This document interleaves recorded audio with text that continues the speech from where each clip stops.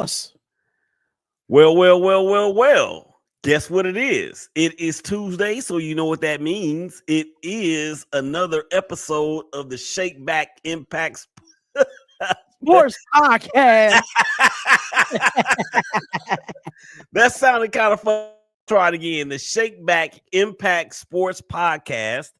And of course, we are live on Facebook through Darion's page, through my page, through DHI Impact, and then, of course, the ShakeBack Media Group, DHI YouTube, DHI Twitter, ShakeBack Media Group Twitter, and Instagram TV. I see you guys out there. Darion, what is going on, brother? Man, we done had so many technical difficulties already. This show should go off without any more hitches. What you say? I agree. But just to let y'all know, I am live on DH Impact Media TikTok from my phone as well. So anybody that's watching, man, make sure y'all give everyone a follow over there. We really appreciate it. But we have a very interesting topics to talk about today. We really do. Mm-hmm. And I don't know where you want to start off, bro, but I'm kind of let's just get down to the nitty gritty of things. Because I'm sorry, Mike Malone getting fired today, 5 games left into the NBA season. I'm fired. I'll be right back. Like, you're fired. Like Vince McMahon would do to his employees on screen. I'm really like shocked about this because even with Calvin Booth, the GM of the Denver Nuggets, has been fired as well. So I'm sitting here thinking, like, I think this is something bigger than what it is. Mm-hmm. And I saw something on Bleacher Report. I don't know if you saw it, but I saw. Let me see if I can pull it up on the Twitter Bleacher Report. But Mike Malone was going off on his team. As he should. He was going off on his team respectfully. And I'm looking at this and I'm thinking, like, yo, this is what we're doing right now? Is this exactly what we're doing right now? And I'm gonna see if I can find it because I was trying to look for it on the Instagram Bleacher Report. Shout out to everybody that's on TikTok, by the way. Shout out to everybody that's on TikTok. We greatly appreciate it. But I know the like people. A clock, we tick and we talk. That's right. That's right. But I'm gonna try to find it here where what he said at the press conference. Okay, so I did find it here. So I am going to share the screen and let y'all know what was said at the end of the day. Who we getting in the first round? Cody, like I said, Anshan Genti. I said that. I said that, bro. That's where I think that I said that. But we're going to talk about that too. We are going to talk about that as well. But I just wanted to play this for y'all real quick and let y'all know how, Mike Malone actually felt. So here it goes. And start coming to each respective game with the proper mindset and have some pride. I didn't think we played with any pride tonight. How do you feel like they took that? I really care. My job to evaluate how they take things. My job is to be honest and sometimes brutally honest. And tonight it was a brutally honest message. And the guys that are full of shit won't hear it. Oof. They'll say coach is tripping. And the guys that maybe do really care will, because they're not going to go back and watch their minutes because nobody watches their minutes. Nobody watches film. So we'll have to show them the film. And I said, if somebody disagrees with me, please speak up. Woo! And nobody said a word. So again, I'm not really concerned with how they took that message. My thing is being honest with how we just played. Mm-hmm. Just got blown out in LA. Come here against a team that is down 3, 4, 5 starters, and mess around with the game. That's what happens, and that's exactly what happened tonight. And the same thing that's been bothering us of late that I talked about pregame, the turnovers, the rebounding, was even worse tonight. And I didn't think it could get any worse, but it did. Thank you, everybody. Really? Give me your thoughts on Mike Malone, man. Y'all heard that? Shout out to TikTok as well. Shout out to everybody. Make sure y'all, follow us on there. But what is your thoughts about this, bro? What is your thoughts about this? I gotta hear it from you. How many starters were the Nuggets out? I know they've been without Michael Porter Jr. for a minute. They were also down a couple of their young guns that they have. One of them hadn't really been playing that well these last few games or whatnot. Right. What I don't understand is why now? You got 4 games left in the season, and you're currently sitting. I mean, you have the Lakers, the Rockets, the Nuggets, the Clippers, the Grizzlies, all within like a half of each other for the 3rd seed. And you obviously just won a title a couple of years ago. You lose in the Western Conference semifinals last year. Right. And I think that the loss of some key pieces, Kentavious Caldwell Pope now being in Orlando, has had some sort of impact on it as well. I am confused as to why now. And then I just saw, and you all mentioned it, that the GM, he hasn't been fired, but his contract will not be renewed, which means basically you're fired. But he's going to get to finish the year. But if he's not if he's not going to be the head coach on the bench, what does that matter? So I'm confused, bro. And this is the second time in like the last 3 weeks that we've had this happen to a coach and a team that is bound for the playoffs. Right. Now, we talked about it with Memphis last episode, and Ja Morant and all his stuff, but Mike Malone, I mean, it sounds like to me that he's lost the locker room. That's what it kind of sounds like to me. And it sounds, because when he said what he said, and then he said nobody agreed with him, I don't know if we should take that as there was no feedback at all, or when he says nobody agreed with him, that they were just like looking at him like this. And if that's the case, then that's a clear sign that he lost the team.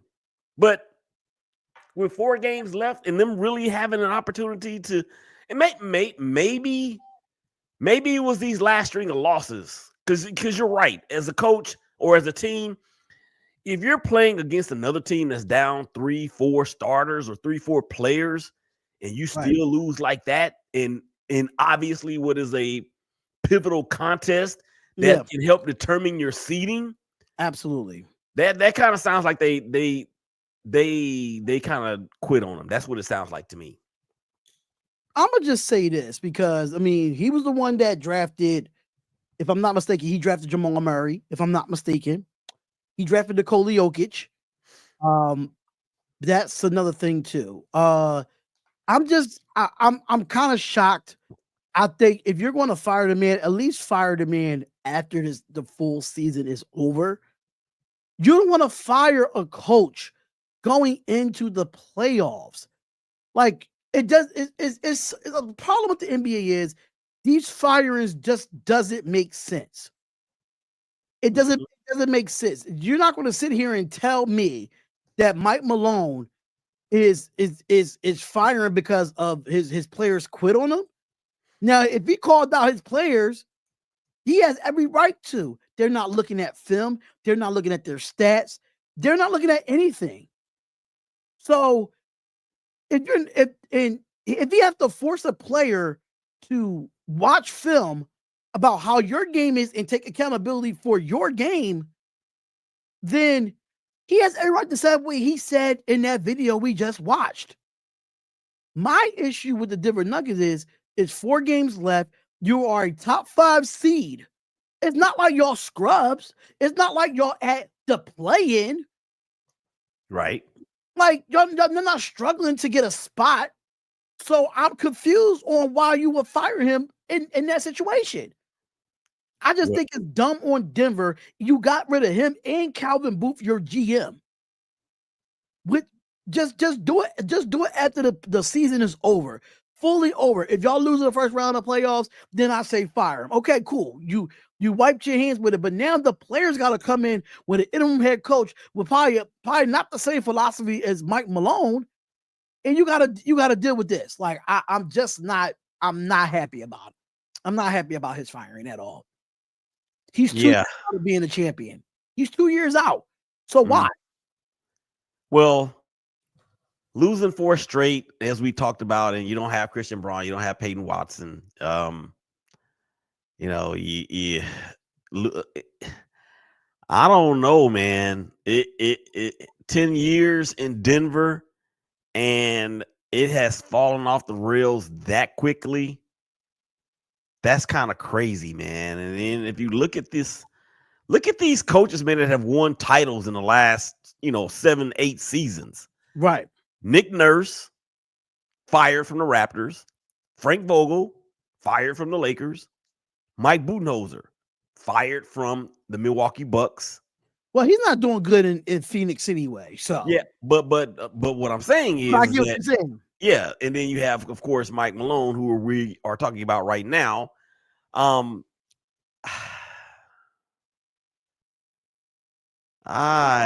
don't.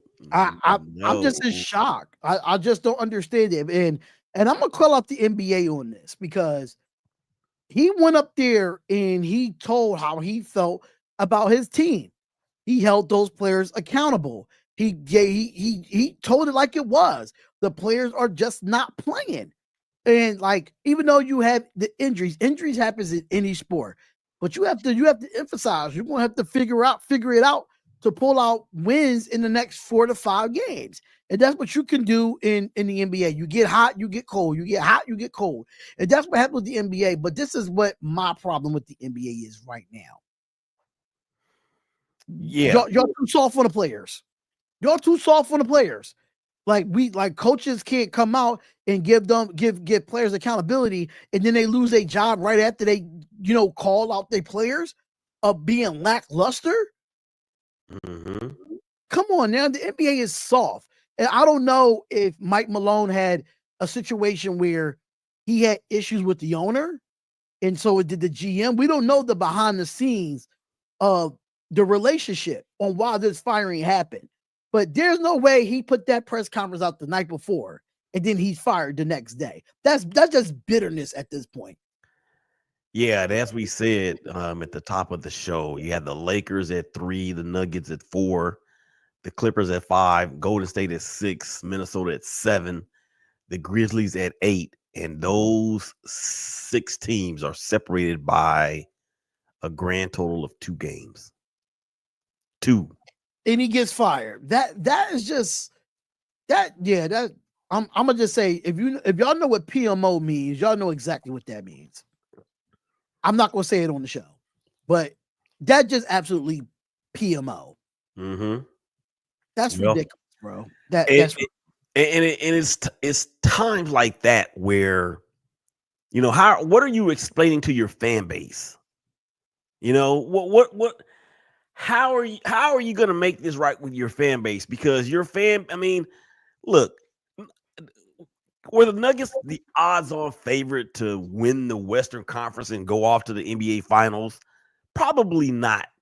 But what kind of message are you sending to your fan base? That's a question that I have. This other question I had is, obviously, has he lost the team? And then thirdly, did the stars of the team have anything to do with this? Because if that's the case,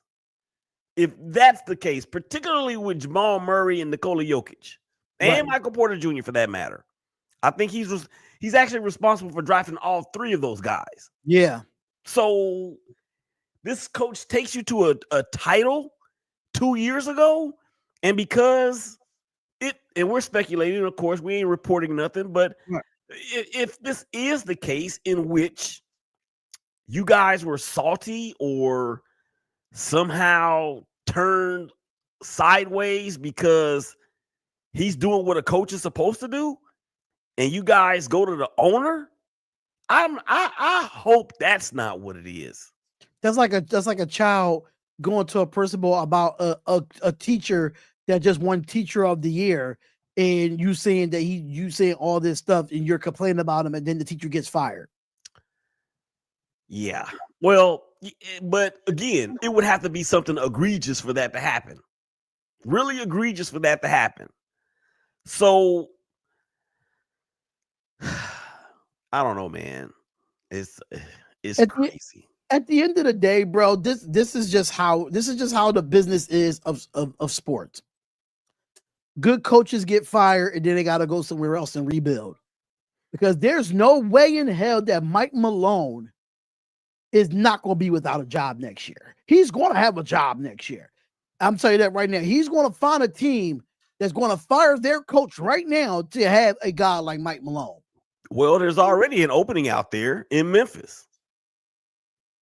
Well, I mean, if he could come in and discipline John Morant, then that's a different story. You know what I'm saying? Like, if he can hold him accountable for his actions, then that's a different story. But overall, I just feel like Mike, even with the Grizzlies out there, but it could be like the Phoenix Suns, because Mike Budenholzer might be out of there.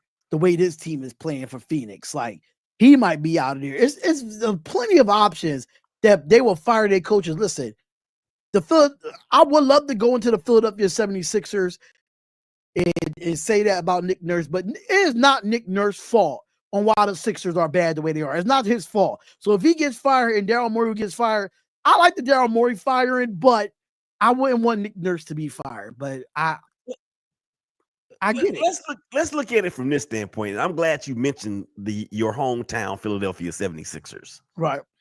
Because Nick Nurse and James Harden, I remember his press conference like it was yesterday. And it was like, tell me you don't want this player here without telling me you don't want this player here. Right.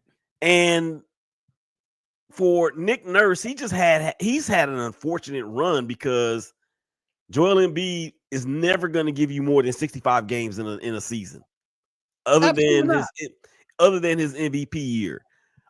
Think about the franchises that Paul George has either wrecked or fully responsible for them being in the upper echelon or at the top of a particular conference. Right. Because if you remember, Paul George and Kawhi Leonard engineered the trade to get Paul George out of Oklahoma City to the Clippers. And it was Kawhi Leonard that said to the Clippers, yo, if y'all don't go and get Paul George, I'm going to the Lakers. Right. And they ended up going to get Paul George, and now the Clippers have, the Oklahoma City Thunder now have, of course, which I believe is going to be the MVP in SGA, and obviously probably one of the top 3 players on the globe right now. And Paul George is in Philadelphia. And how many games has he played this year? 10, 12, 20 maybe? 20 probably tops. 20 tops. Now, I can say about my Philadelphia 76ers, I'm sorry to say, like, blow it up. Blow it up.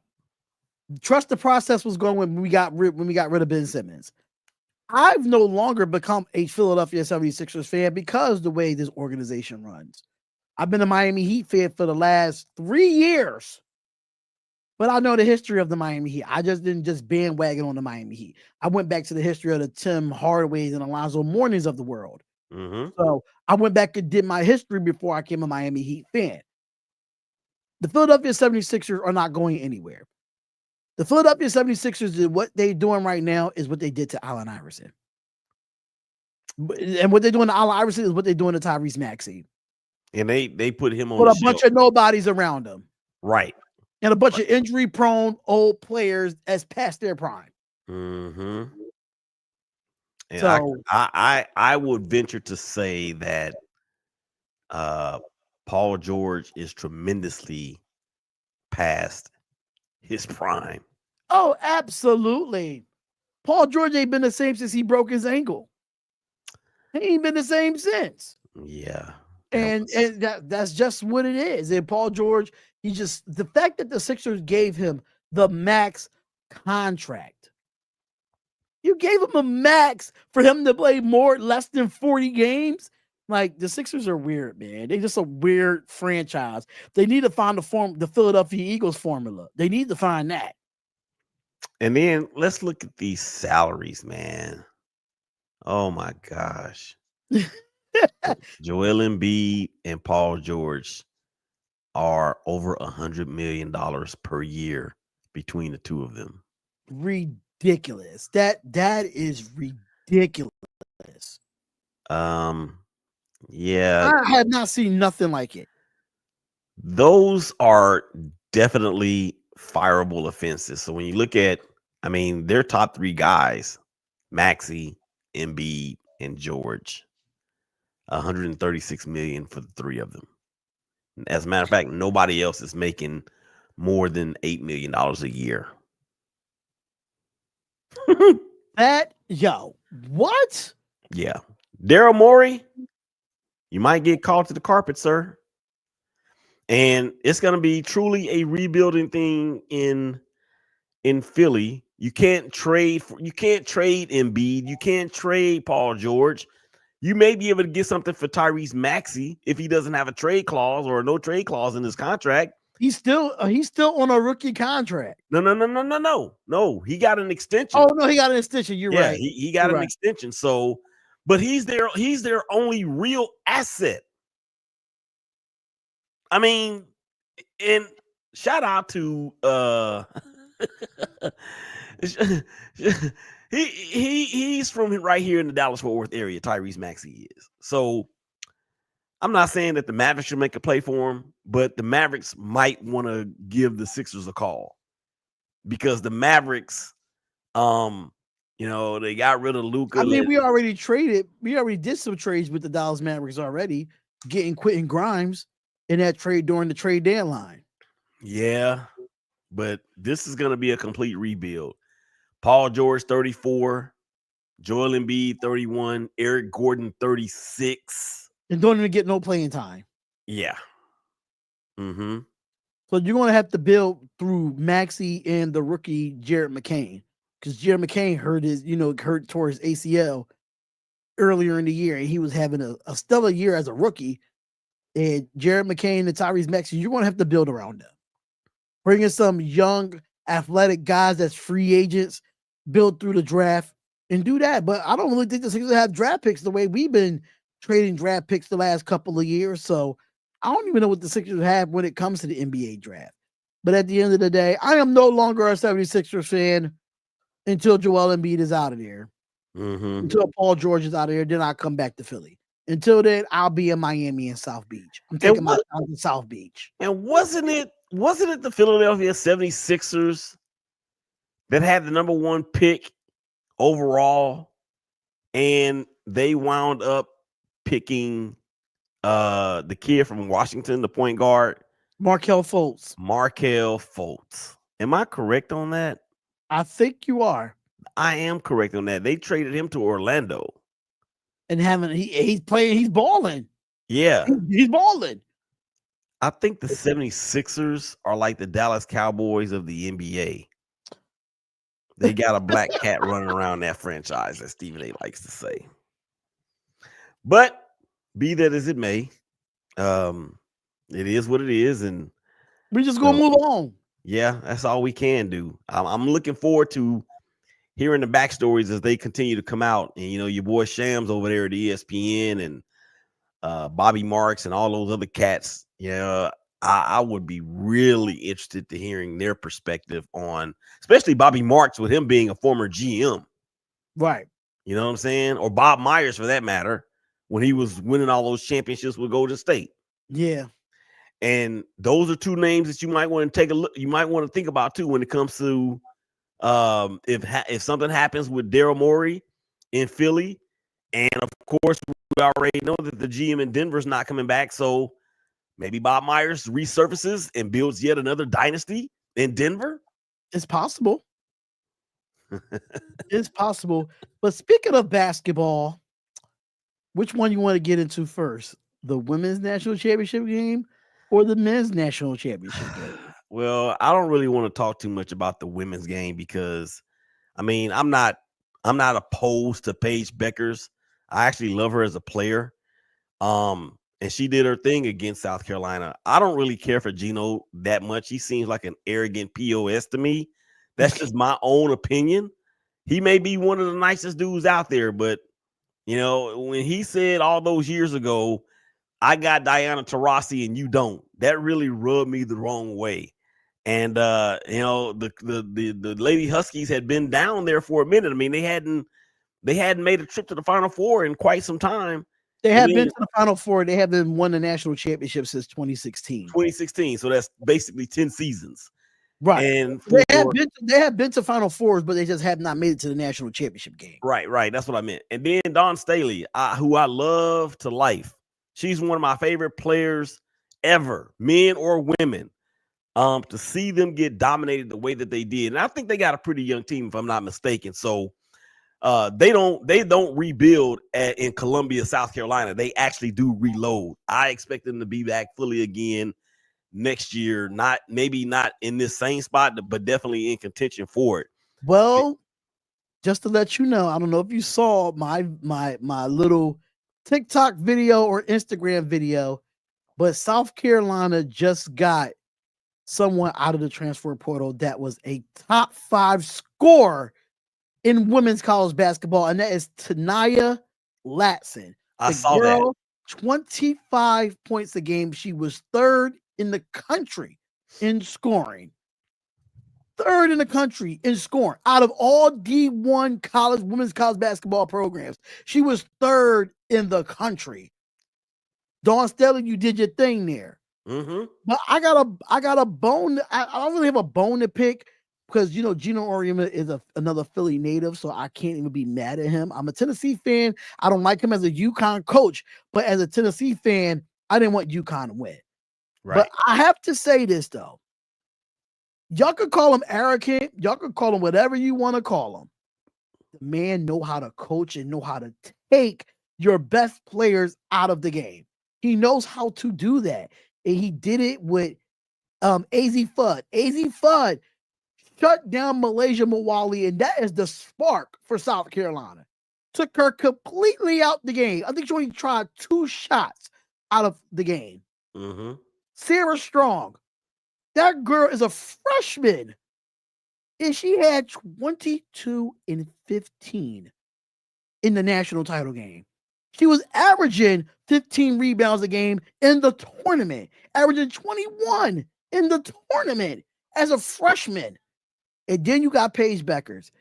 Paige Beckers don't really have to do much because what AZ can do and what Sarah can do. And it takes a lot of load off her.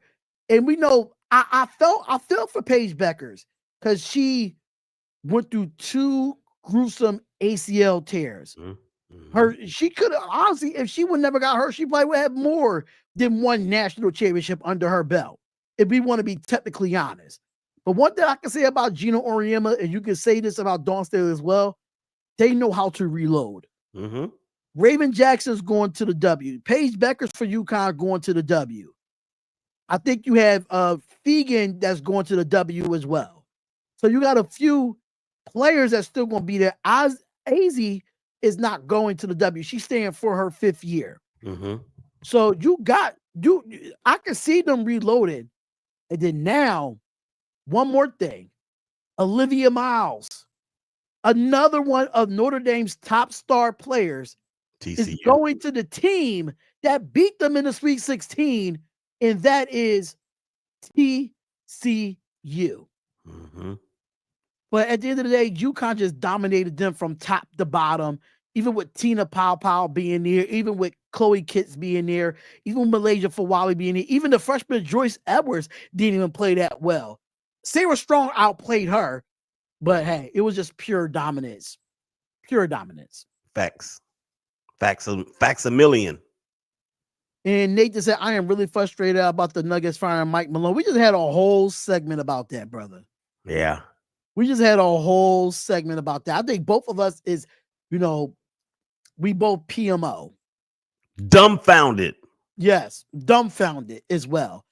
But let's get into the men's national championship game. And this game was one of the most intense defensive games that I've seen. Yeah. And this is why I love college basketball over the NBA. You could tell when two teams are playing their heart out when they want to win a championship. Now in the NBA, you get the laziness until the playoffs come. You get the laziness. That's why I don't watch the NBA until the last week of the NBA or going into the playoffs, basically the play-in, as they say. Mm-hmm. But I got something to say to the Houston Cougars. The way you lost last night was definitely tough. And I don't know if you saw it, Willie, and I'm going to explain it to you if you didn't see it. I saw it, but go ahead. Just take the shot. If it gets blocked, it gets blocked. Just take the shot. That is not a way you should lose a national championship. Even if you take the shot, you might get fouled. You might be able to get 3 foul shots. But the fact that you went up and your feet went up and you brought the ball back down, you can't even touch the ball. Mm-hmm. This is a free ball. And Houston is like, what is going on?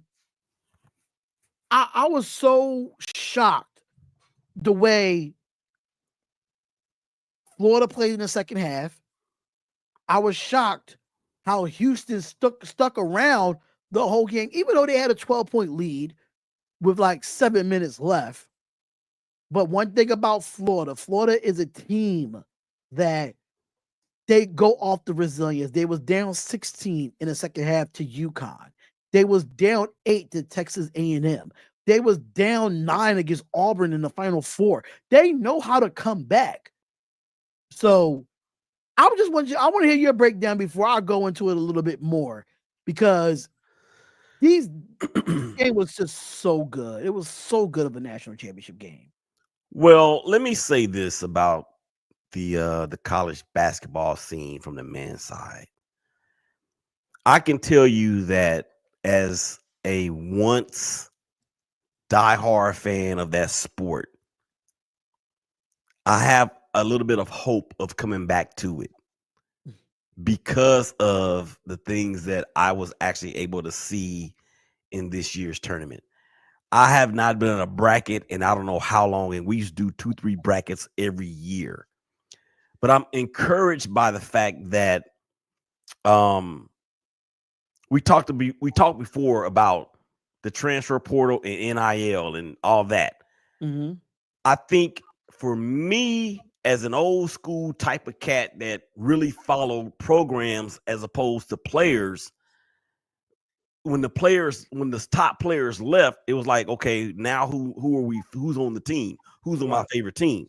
Right. But now, since NIL and the portal is in place, I think it actually has injected a little bit of life for me, because these cats are now staying a little bit longer. They're staying past their freshman year, unless you're Richardson from Michigan State, who declared earlier today that he's going to forego his and go to the draft. You know, that's Jason Richardson's son. Yeah. So, but you know, now it becomes a little bit of an outlier, and this tournament, and in particular the Final Four, Florida proved why they were the best team. Now, I'm not gonna say the best team all year round, but they proved why they were the best team in this 6-game stretch. Right. The resilience, the ShakeBack ignorance of who they were. And let me tell you something. When they were down by 12 last night with 7.5, 8 minutes left to go, yeah, I was shocked that they came back against that team, because that team is superior on the defensive side of the ball. Right. Here's my problem with the Cougs though.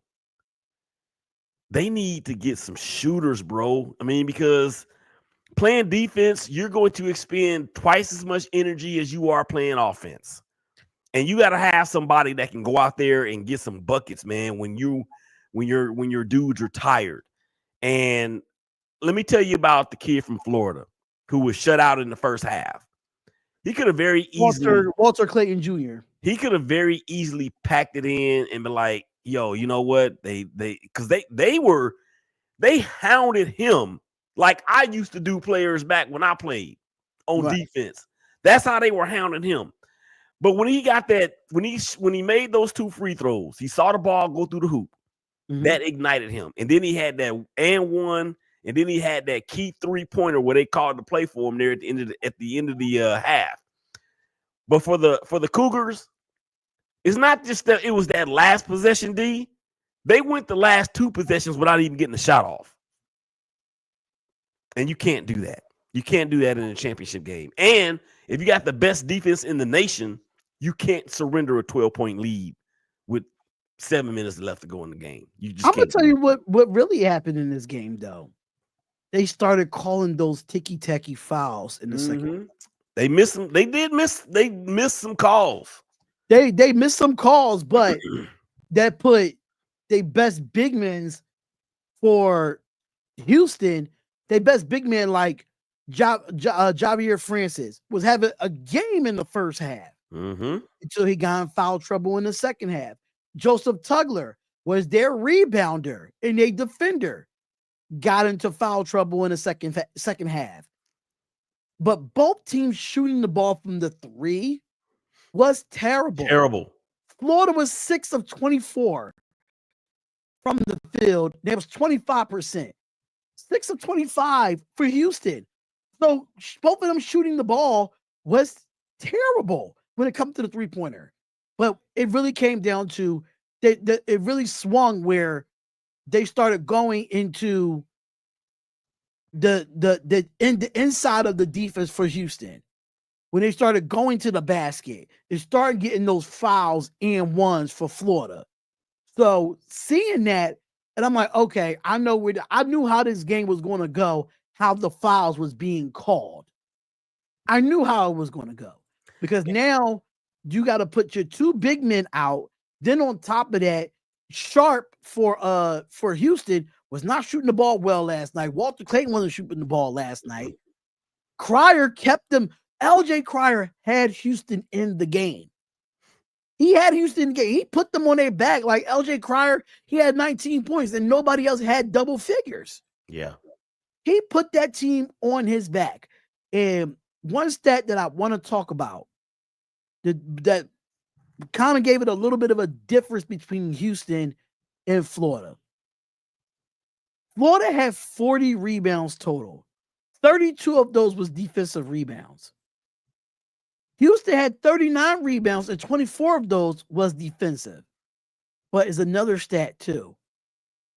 14 assists for Florida, only 5 in the game for Houston. So you know the ball was being moved around and found the open person. Now for Houston, I can say this. In the first half, you was running what Florida does. They get the rebound, they run and gun, you get easy baskets. You stop doing that in the second half. But I understand why, because you were in foul trouble and you couldn't run what you wanted to run in that second half. But whoever was out there, you have to be the next man up. It's the national championship.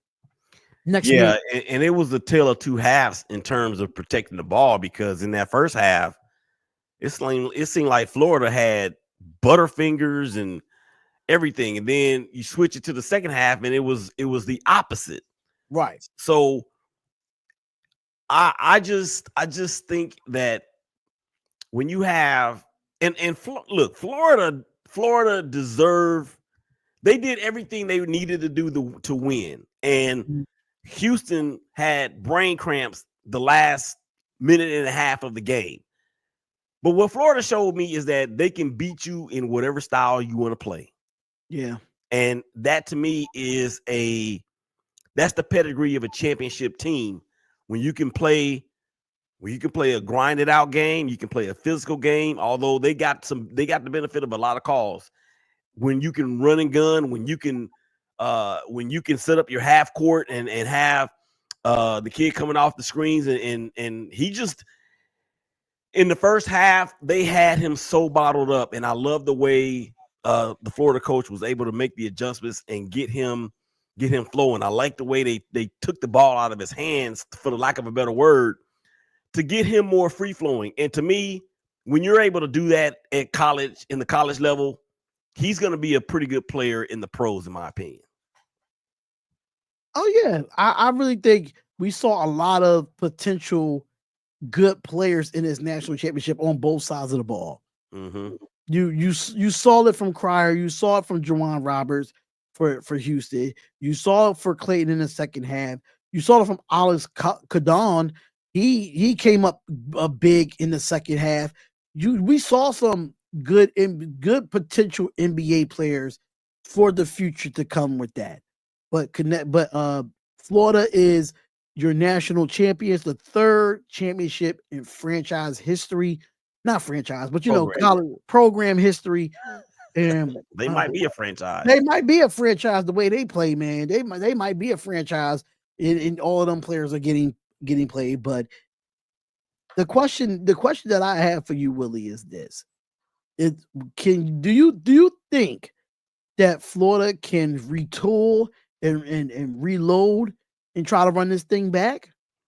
I mean, I don't see why they won't. I don't see why they can't. Yeah, there's no indication to think that their coach and the players that are available in the portal won't beaten down the door to be trying to get to Gainesville. Right. So yeah, they have 3 national championships, and then we remember back during the Jonah. Oh yeah, Jonah Noah. No, what's his name? I can't. Joakim Noah. Yeah, Joakim Noah, and the other kid whose dad played in the NBA as well. They won back-to-back titles back then when Billy Donovan was their coach, right? And the portal, the transfer portal, is going to open the door for that, because now, these kids, just like McNeese State, who upset whoever, I forgot who it was in the first round, but they were the darling of the tournament at the beginning. That was it. They was the Cinderella. Yeah, they were the darling of the tournament after the first round of games. But those guys, they had, although all their starting 5 were D1 players at other schools. So they went to McNeese after having their games fine-tuned wherever they came from, and you saw the result. Now, McNeese's coach, if I'm not mistaken, he has taken the job at NC State.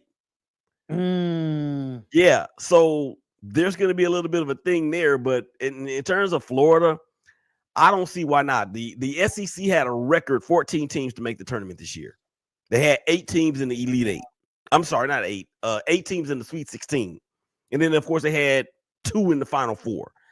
So that begs the question: has the SEC turned from a football conference to a basketball conference? It's both. It's both. As a SEC person here, as a University of Tennessee fan, yes, I'm going to say it. Like, the SEC is here to stay in college basketball. It's here to stay. Now you got Janai Broom that might be going to the the NBA for Auburn. You got Zakai Ziegler from Tennessee, Chaz Lanier from Tennessee. Do you have Walter Clayton Jr. from Florida? We had so many great teams in the tournament. The most out of the conference in the tournament. It's here to stay. Yeah, it's here to stay. But I got to give up the Big 12, because the Big 12, they had a few teams too.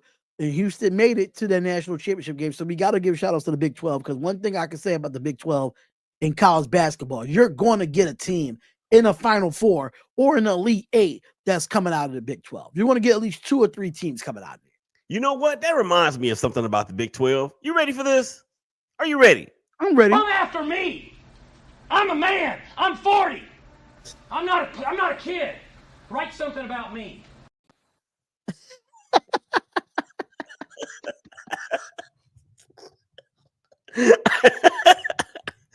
Yo, that sound like me because I'm about to be 40 next year. So that sound like me. I couldn't help it.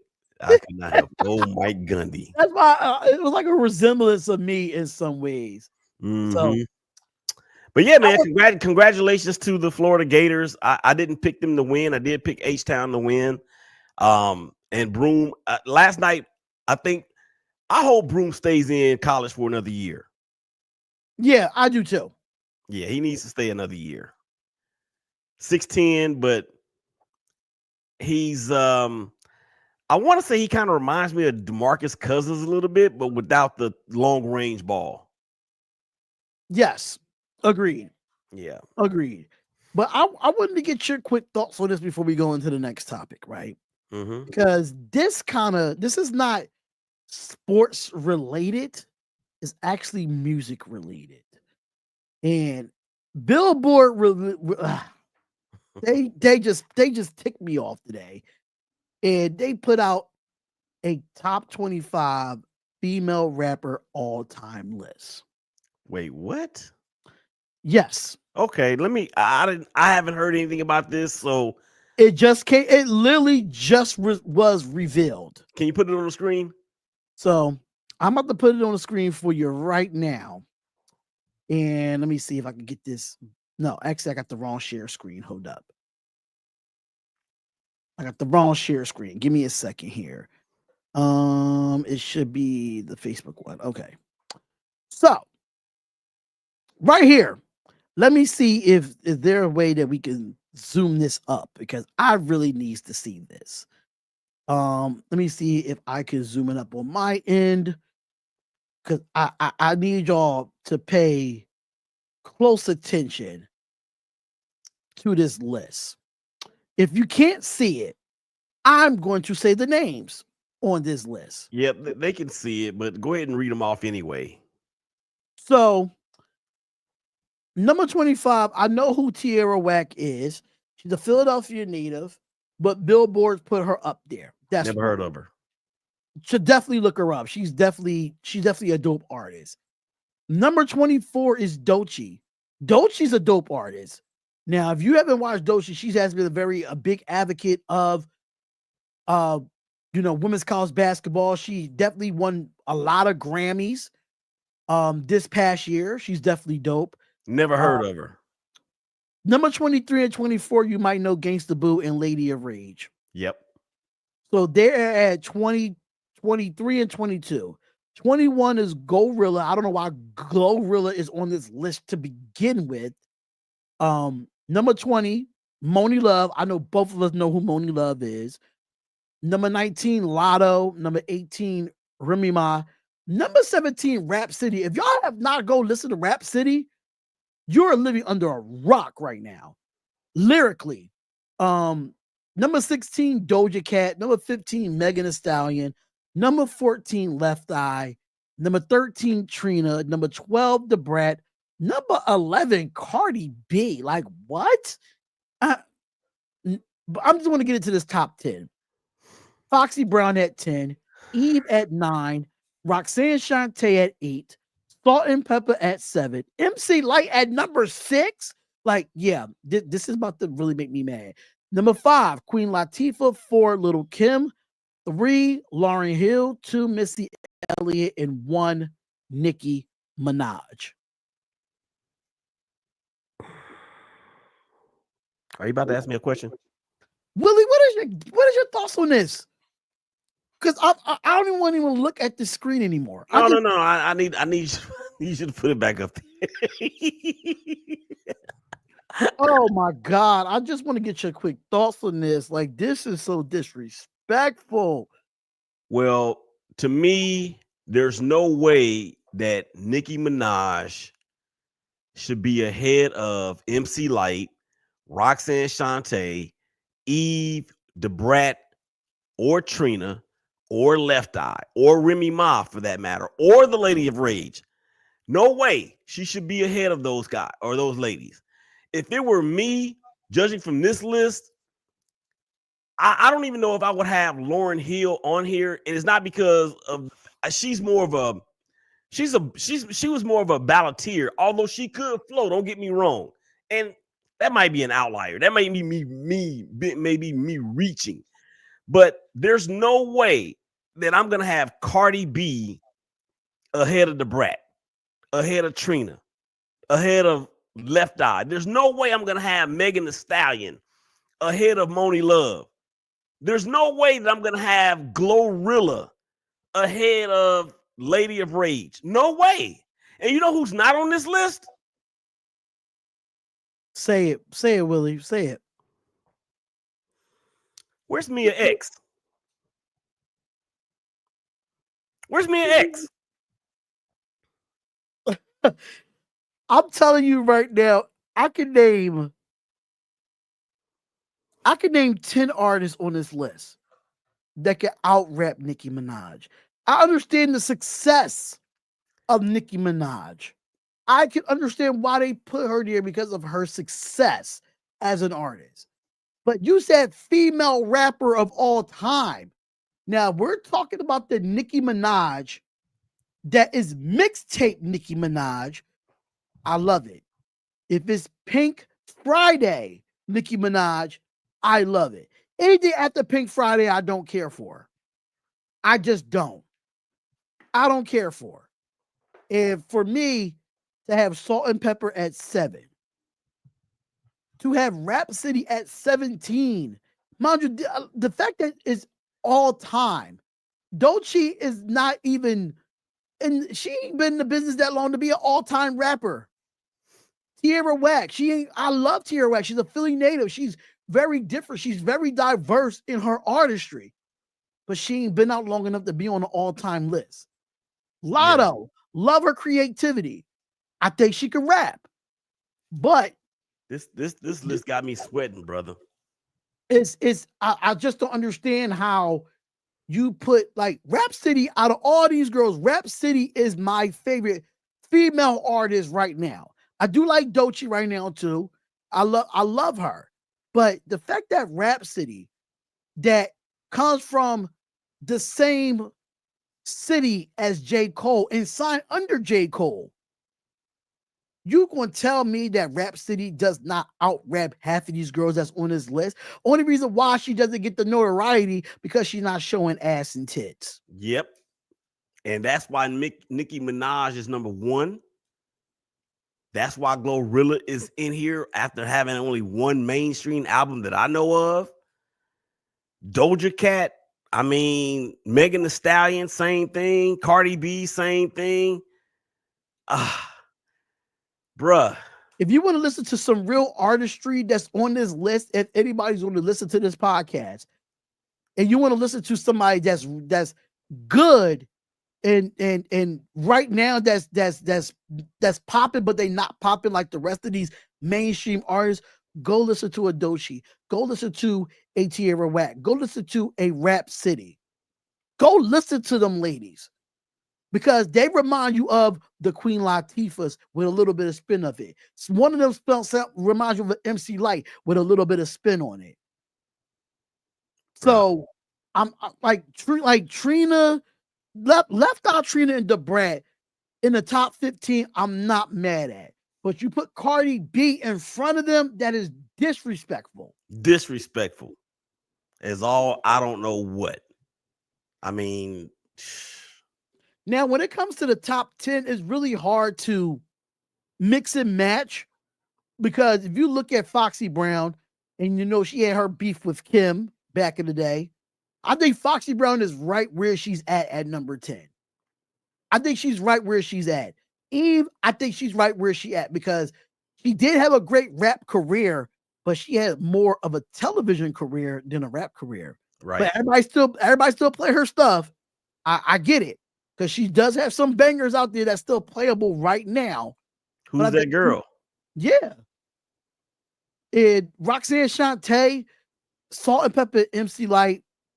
It's hard to move them. But if I would put Lauryn Hill at 6 and put MC Light at 3, that's what I would do. Yeah. Or I would put MC Light at 1, make Missy 2, and put Nicki at 8 or something like that. Or leave him like 10 or something.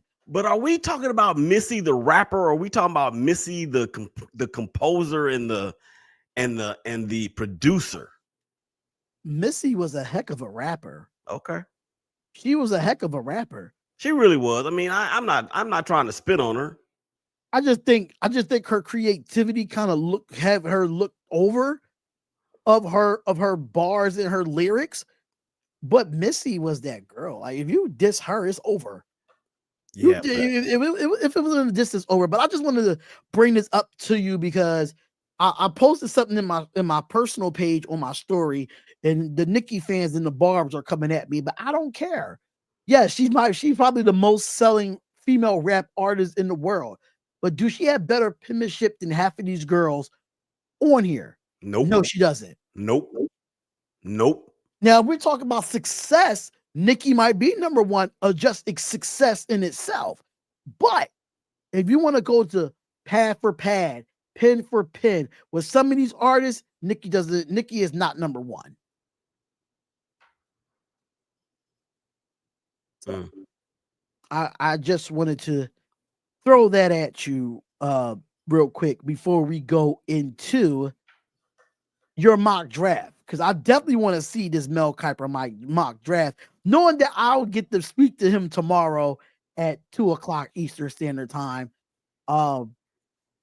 So do you have that up there with you? I actually don't have it up here, but I was just wanted to talk a little bit about what they were talking about earlier. They were talking about Shedeur dropping all the way. I shouldn't say all the way. Like, going to 9 is a big bad drop off, but number 9 to the Saints. Yeah. And I think I understand, because they talked about how Peyton Manning didn't have the rocket arm and Tom Brady didn't have the rocket arm, and how they both had terrible pro days. Shedeur is 6'1" and like 212 pounds. Right. That's not very big. That's like Drew Brees. That's a Drew Brees type. Yeah. And even coming out of college, Drew Brees was more mobile than what Shedeur is now, believe it or not. I didn't know that. Yeah. Drew Brees was the man at Purdue, bro. I mean, he was a man at Purdue, but I didn't know that he was mobile. Yeah, I didn't know that he was that. I knew he was mobile, but I didn't know he was like that mobile. No. You're saying he was mobile. I'm saying he was mobile. That dude could run. He could scoot. But then, of course, Mel Kiper Jr.'s, you can and please ask him this for me when you talk to him. Okay. Ask him if Shedeur or if Jonty are both available at 6. Who should the Raiders go with? See, I already asked the Raiders question the last time I talked to him, and I talked to him about why Alshon Jeudy was his overall pick at 6 overall. So, I mean, I could talk to him about some Shedeur Sanders like talk, but even that, I'm still taking like in the last episode, I'm still taking Jeudy. Because after we just extended Geno Smith for the next 3 years, like I said before, Shedeur's going to go to a team where he can play right now. And now that you say that he fell down to the Saints at number 9, I wouldn't be surprised if Shedeur outplays Spencer Rattler. I wouldn't be surprised if Shedeur outplays Derek Carr. I would not be surprised at that. Only thing is that if you look at Shedeur Sanders in Colorado, my question is, what type of offensive line is the New Orleans Saints going to have for Shedeur Sanders? Because Shedeur Sanders was running for his life in Colorado the last 2 years that he were there. Took the most sacks of anybody in college football last year. Exactly. So if you're going to go and get a Shedeur Sanders at that 9th overall pick, right? That means you want him to be in competition with Derek Carr, and you want him to be in competition with Spencer Rattler. And now you have a quarterback battle going into voluntary workouts, training camp, and OTAs and stuff of that nature. I think Derek Carr would be the odd man out in that threesome. I think Spencer Rattler will be the odd man out. I think Derek Carr would be because of his cap number. Okay, so not of his what he's doing on the field because of his cap number. Got it. Yeah. Okay. Now I can see that. Because the Saints have been in cap hell for the last really 3 or 4 years. And true, but you got to think about it. If you're a top 10 pick, you still want to put money out on that player. Yeah, now, but if you're anything past 11 and down, that number goes down. Yeah, but you can put that in a bonus though, so that won't count against the cap. Yeah, that's true too. It's like, and Spencer Rattler, yeah, I can see where you're going with that. I mean, he got beat out. Look, just like I told you in the last episode or the episode before that, just like Sidra said on Love and Basketball, never let a freshman take your spot. Well, Spencer Rattler let a freshman take his spot and drove him all the way to South Carolina. That freshman happened to be Caleb Williams, but still. Which is true. Which is true, but I mean, at the end of the day, for Shedeur Sanders to drop that far and go to the New Orleans Saints. Now, if those weapons can stay healthy, like the Chris Olaves and the Raheem Shaheed and Alvin Kamara, and that offensive line can stay healthy, Shedeur Sanders have a chance of starting this year in the NFL if he drops that far. I can see that. The only way that he won't start if he gets drafted to the Jets, because they have Justin Fields there. So they're not New England Patriots not going to get a quarterback at their position. Most likely they're probably going to go with Travis Hunter or Will Campbell from Ohio State, the offensive lineman. They're going to need protection for Drake May. Will Campbell went to LSU. Oh yeah, LSU. Yeah, Right. You thinking about Will Howard? Will Howard, the quarterback from Ohio State. Right. Mm-hmm. Yep. And the only two other teams that I can see that needs a quarterback right now is the New York Giants and the Cleveland Browns. So they're the only team I can see him starting right now. He won't start right now, not with Jameis okay, we got to do this. I forgot that Russell Wilson signed with the Giants, but that's only for 1 year. Yeah, but it's still close to him playing because let's be honest, we saw Russell Wilson get benched by Justin Fields in Pittsburgh. Well, no, he didn't get no. Remember, Russell Wilson had the calf injury, and when he got healthy, he came back and he took the spot. And then they went on to win like 8 games in a row or something like that. So that wasn't, to me, as big an indictment on Russell Wilson as it is on that offensive line. They could not run the ball whatsoever. George Pickens, you just never know which GP is going to show up. I think he gets traded during the draft. A lot of people are speculating that. And that, is he still on his rookie deal? Yes. So yeah, that I could definitely see that because they traded for DK and then they gave him an extension. Yep. So you don't want to give, and they're really the same kind of receiver. So, but with Pickens, you just never know what you're gonna get. It's kind of like what's going on with wide receivers that play in Pittsburgh. First it was AB, then it was Chase Claypool. Now it's this dude. I mean, no, Deontay Johnson. Well, him too. Yeah, he's not on no NFL team right now. Yeah, because Dennis Pickens.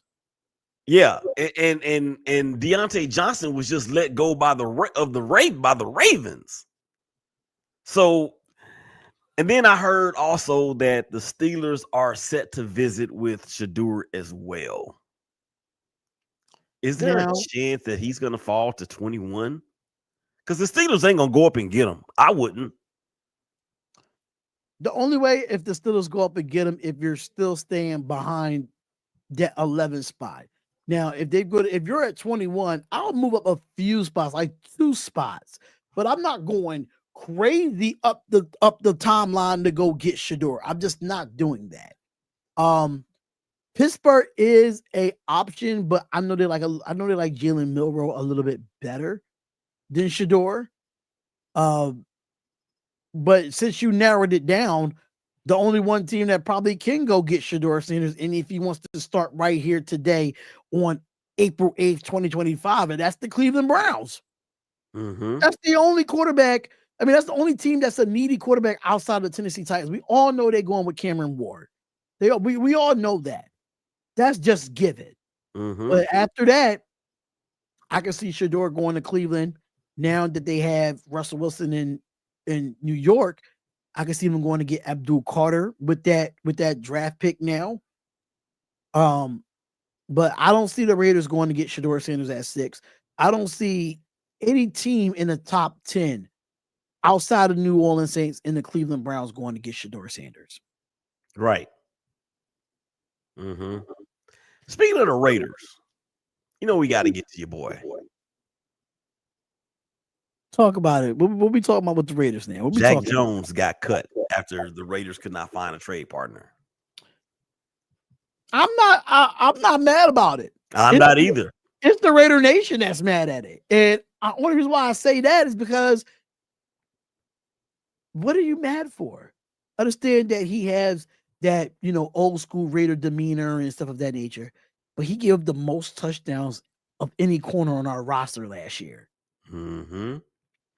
Like, I understand the Raiders was trying their best to get something back for him, and I commend the Raiders for trying that. But a lot of people didn't want to get Jack Jones. Obviously, the man can't cover. When it comes to zone coverage, he stinks. Yep. Man coverage, he was all right, but he wasn't was only all right. Yes. He was all right, but he wasn't somebody that, okay, we gotta make sure we don't throw to Jack Jones. No. I'm not mad at the Raiders getting rid of him. I'm not mad of that.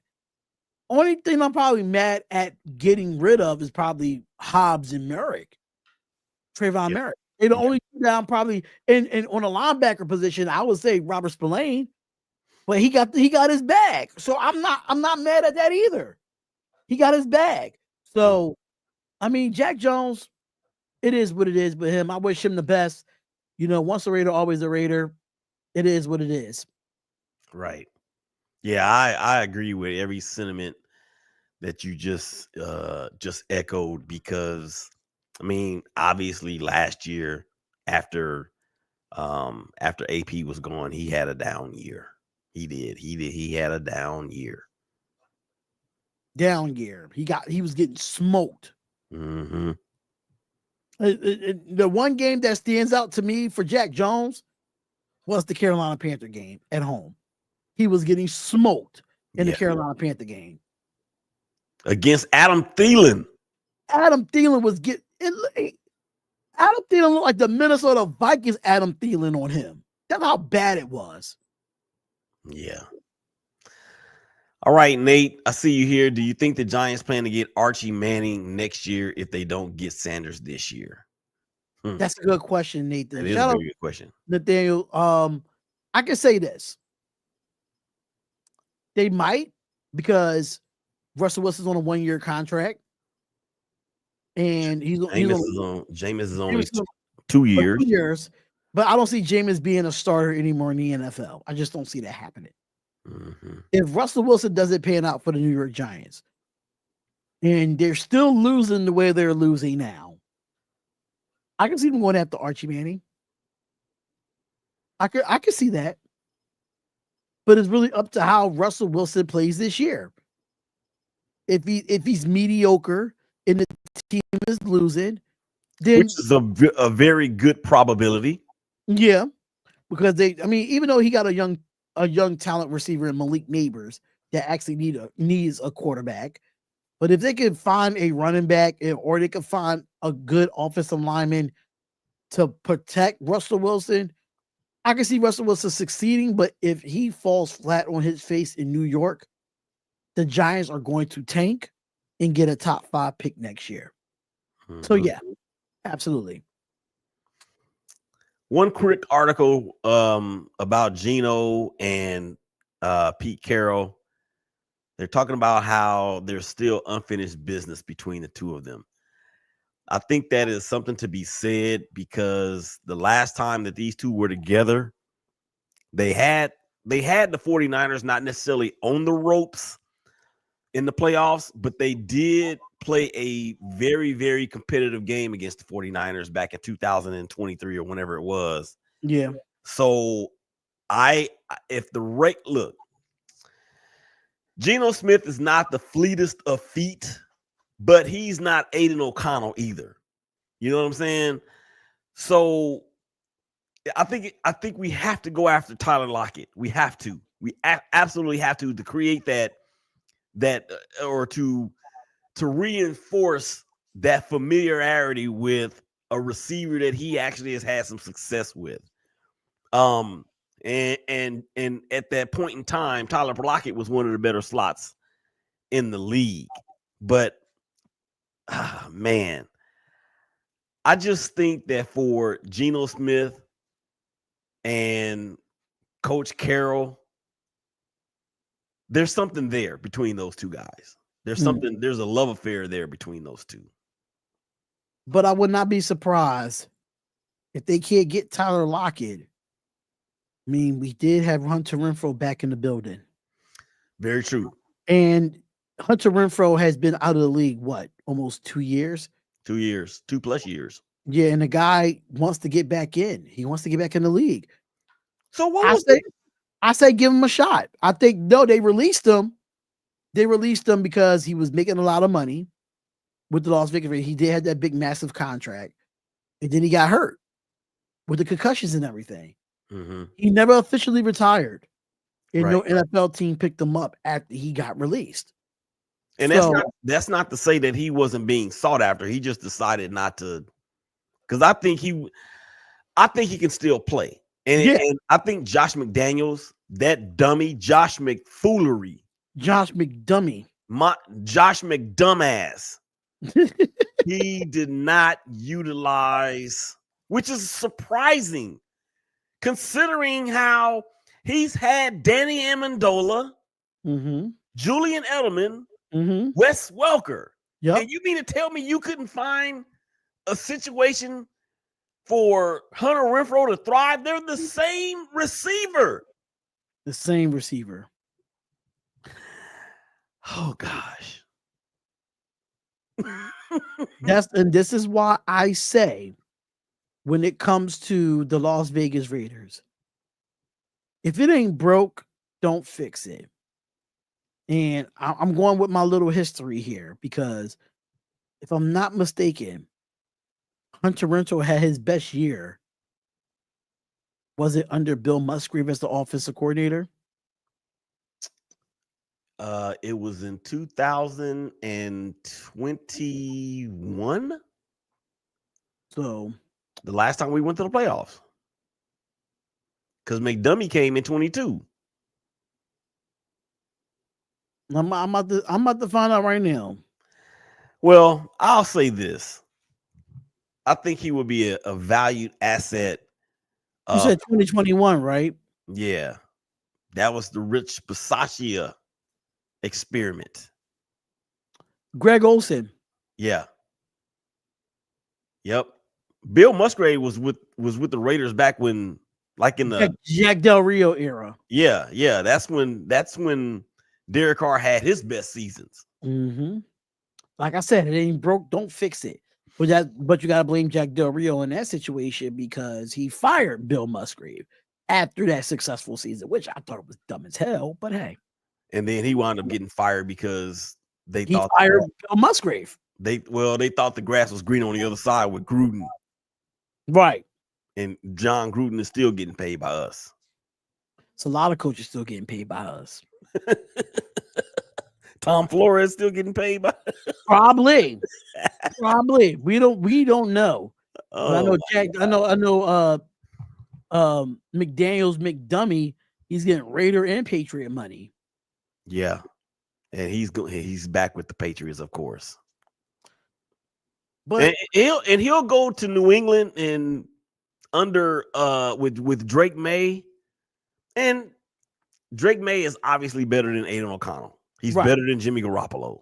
Right. But Jimmy Garoppolo was his guy. He is the reason why Garoppolo ended up in Vegas from the beginning. That's true. So,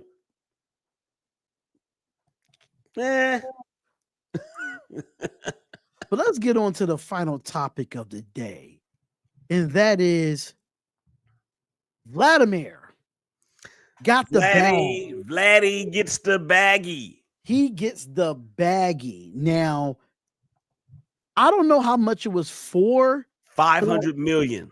Ooh, 14 years, 500 million. And guess what? It is all guaranteed.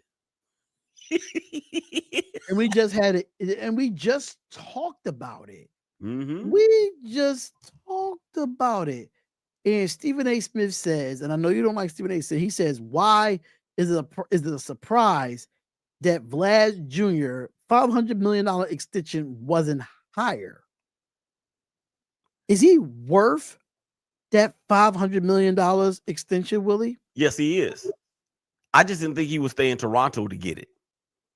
I absolutely did not. I'm shocked that he stayed with Toronto.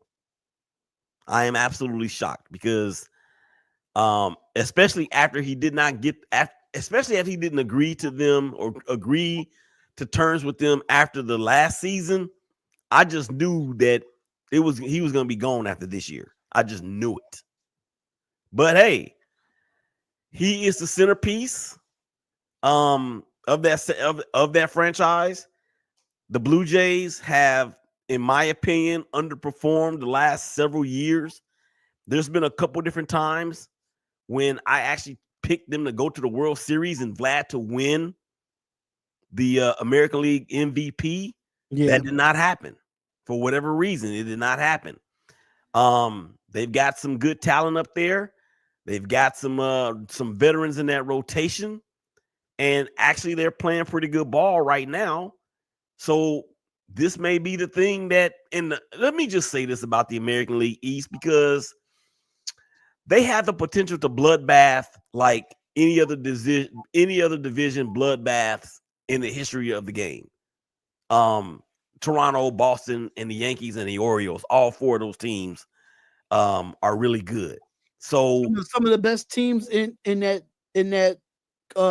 division. Yeah, well, they are the four best teams of the five in that division, and Tampa Bay obviously is in the rebuilding stage. I mean, dang, they like the A's. They don't even have a home stadium right now because of the storm, the storm from last year. But that's different from the A's not having a home field. The A's just left Oakland. But I am completely and utterly shocked that he decided to stay in Toronto. I'm happy for him. I'm happy for Toronto because Toronto and teams, or Toronto's not really a small market, but it is north of the border, right? Mm-hmm. So they're not a small market by any stretch of the imagination. As a matter of fact, people call Toronto the LA of Canada, or they may say that Toronto is the LA of,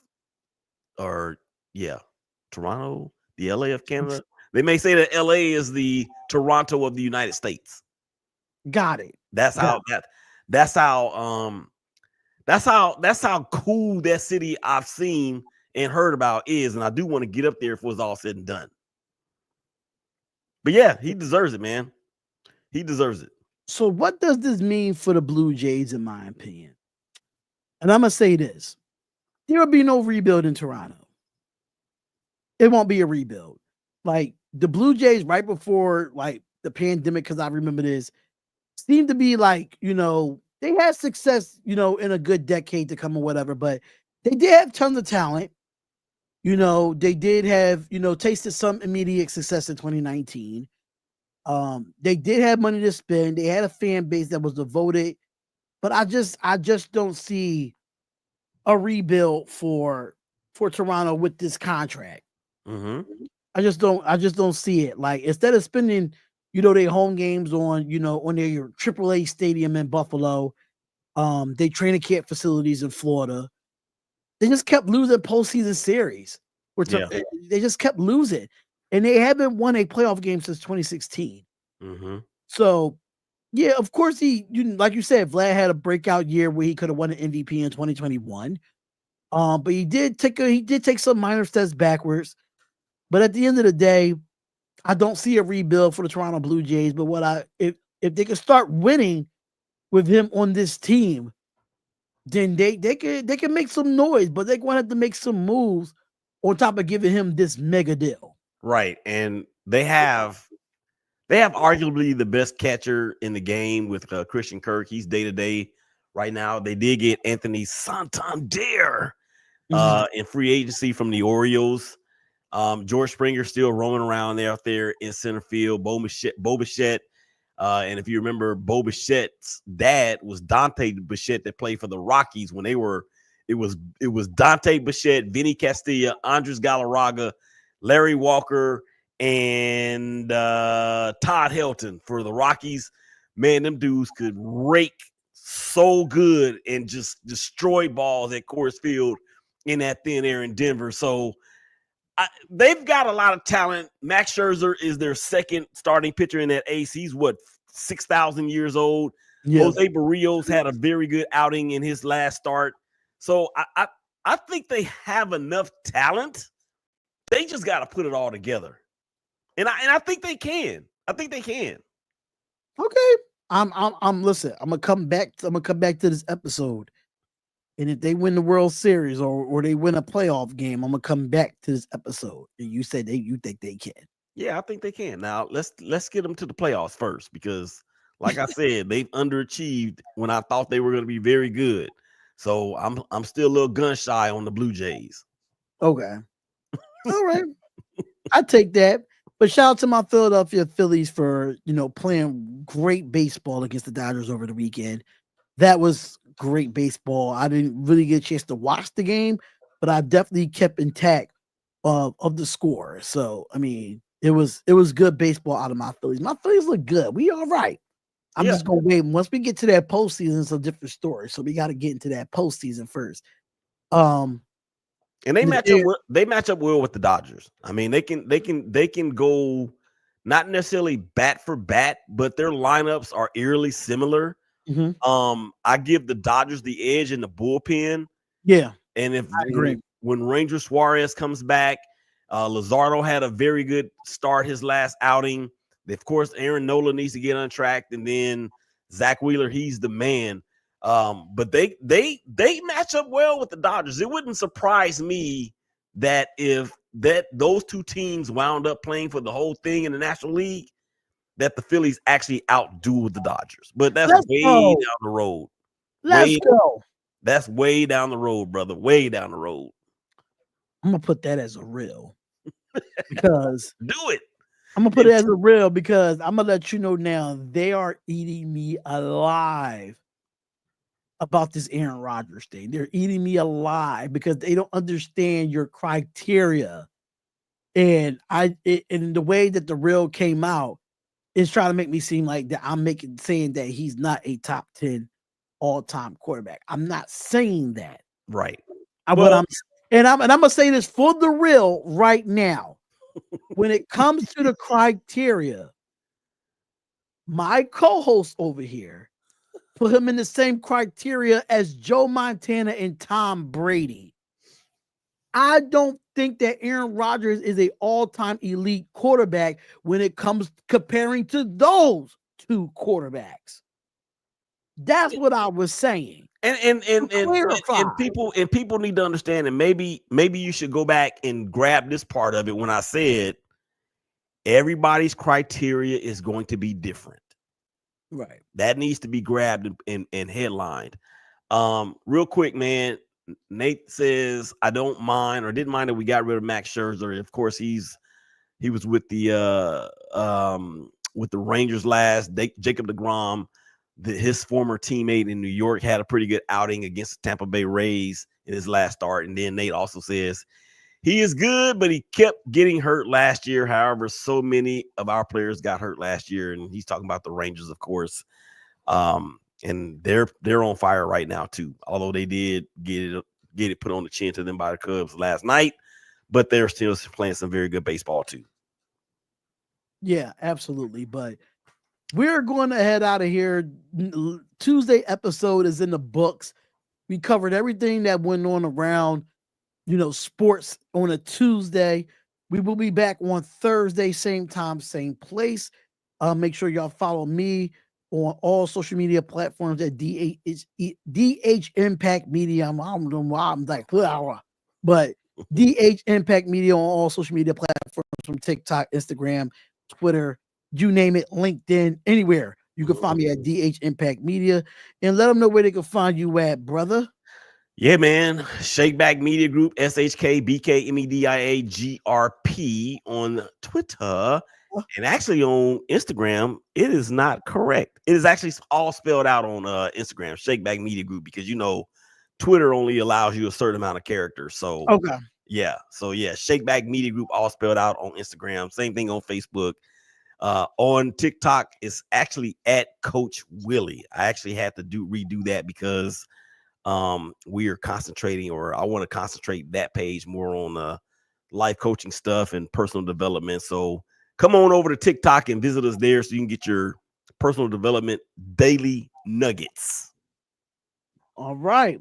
So we'll definitely be having these episodes on DH Impact Media on Spotify, Apple Music, you name it, every audio platform, we'll have it on there. Same thing for ShakeBack Media Group for any audio platforms as well.